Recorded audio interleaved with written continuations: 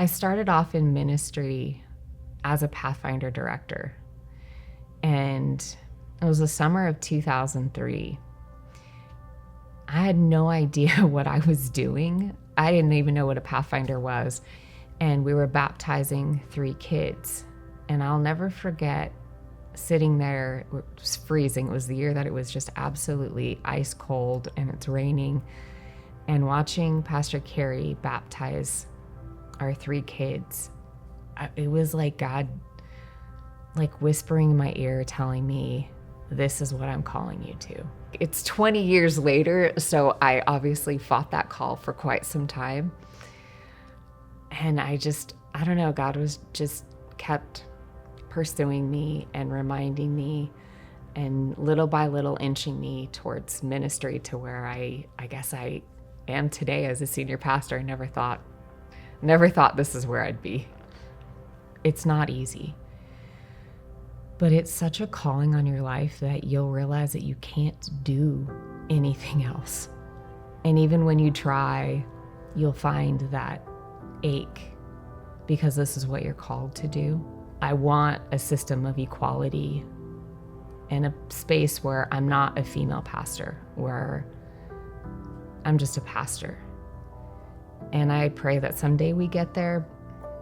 And I have to say that even though I work in an environment that's predominantly male, I'm so grateful for the way that the pastors around me that I work with, that I've had the honor of being a part of a team with, that they don't treat me any different. And yet they're so honorable and respectable men that it just, I don't know, it's inspiring. I believe that we are growing to a place of equality. And when we continue moving in that direction, our church is going to grow abundantly because we live in a world that is striving for equality, and our church has been behind in that.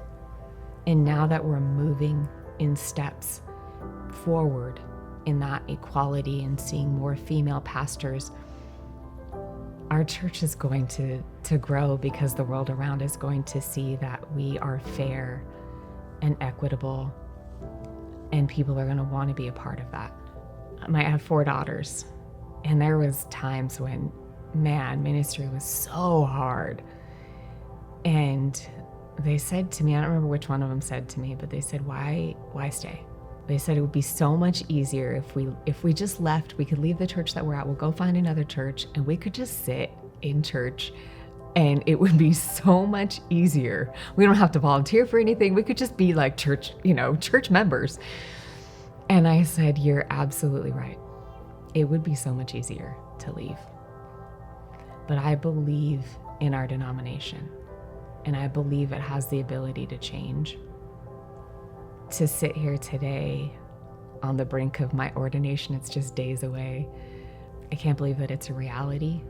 I just have so many emotions of gratitude and tears of joy of the work that's gone in. Like, it's so overwhelming.